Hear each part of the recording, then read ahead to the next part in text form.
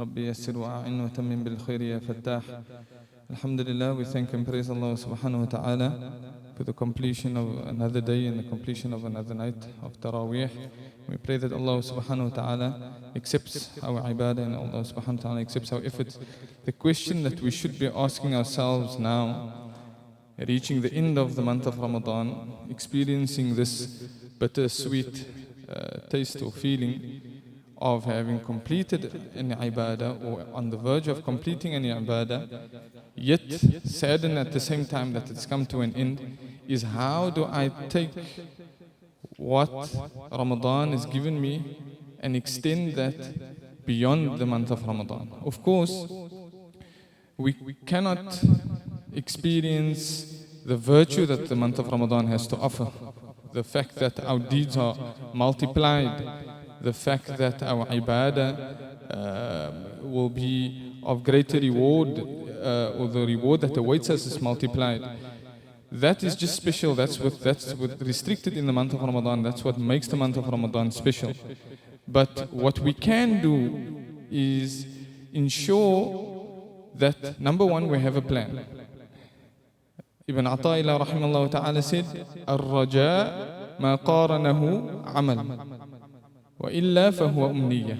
Raja, this hopefulness that we will extend what we got in the month of Ramadan beyond the month of Ramadan.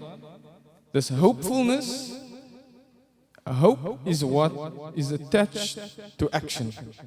If there's no action attached to our hope, then it's just wishful thinking.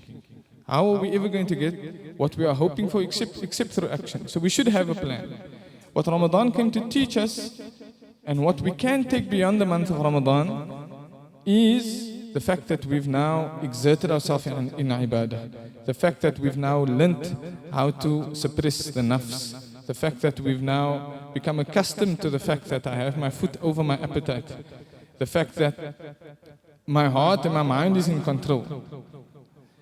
So, one such thing that we can do, that we can implement to ensure that we extend what Ramadan had to offer beyond the month of Ramadan is first and foremost our connection to the Holy Quran.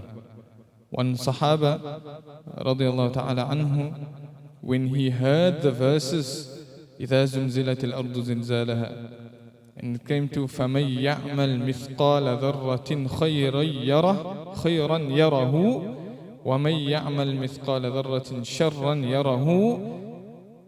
He said, he immediately said, stop. That's enough. What did he mean by that's enough? He said, what do I need to hear after that? Whomsoever does an action, مِثْقَالَ ذَرَّةٍ يَرَهُ, he will see the action, no matter how minute the action might be, no matter how small the action might be, even if it holds that of an atom's weight, he will see that action. وَمَنْ يَعْمَلْ مِثْقَالَ ذَرَّةٍ شَرًّا, and whoever does an evil deed, whoever does wrong, no matter how big or how small, he will see it. He said, when this realization hit me, when this verse was recited over me, and I heard this verse for the first time, and the realization set in my heart, and the realization settled in my mind, I didn't have to hear anything else. I knew that every movement and everything I do is accounted for. But the point being, this is the effect that Quran had on their hearts. One Sahaba, when he heard the verse,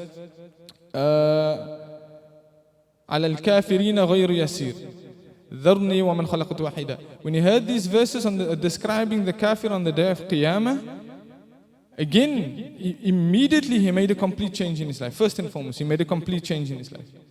Not a 360 or 180. You made a 360, then you're in the same place. He made a complete 180, a complete turn in his life.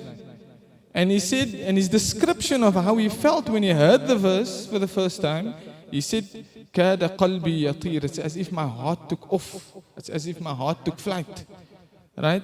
The effect, again, the effect that the Quran had on their hearts ensured that they would make a complete change for the sake of Allah subhanahu wa ta'ala. So, the advice to myself first and foremost and everyone else is that, as sad as we are that the month of Ramadan is coming to an end, what am I using that Ramadan has given me to ensure that I can implement khair outside of the month of Ramadan as well? And honestly, it's not restricted to what I'm saying. Everyone can come up with some idea. The advice I'm giving myself and everyone else is that the connection with the Quran. The connection with the Quran, whether it means through the translation of the Quran, whether it means through the studying of some Arabic, whether it means through the sitting of in some classes, whether it means an increase in my daily quota of recitation of the Holy Quran. We need to connect to the Quran. It's ultimately through the Quran that Allah subhanahu wa ta'ala changed the hearts of Sahaba and made them the men that they are and that we remember today.